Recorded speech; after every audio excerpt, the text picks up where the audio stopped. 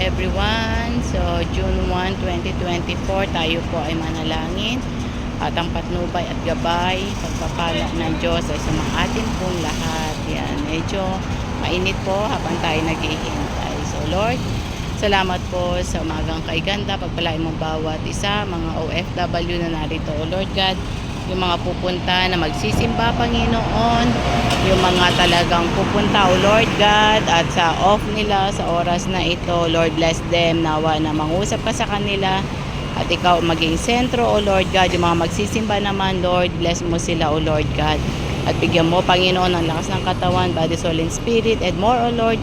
Pagpalain mo, O Lord, and even their families, O Lord God, and they will go on upon you, O Lord God. Dahil alam po namin na mahirap ang malayo sa pamilya, mahirap, Panginoon, madinadaanan, tiyaga, sipag ang mga OFW, but be with them, O Lord God. At ganon din na patuloy kang maghari at patuloy na ikaw ang Diyos, O Lord God.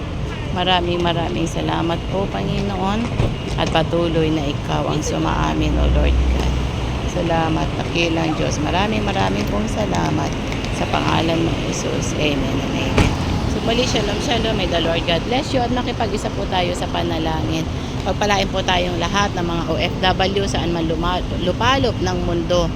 Naroon ang mga ka-OFW natin na talagang mga bagong bayani, sabi ang pagpapala. At yung mga umuwi naman na nagbabakasyon, pagpalain din kayo ng Panginoon, safe and sound travel sa ating bayan. At yung mga pabalik dito, may the Lord God bless you all. So bye for now.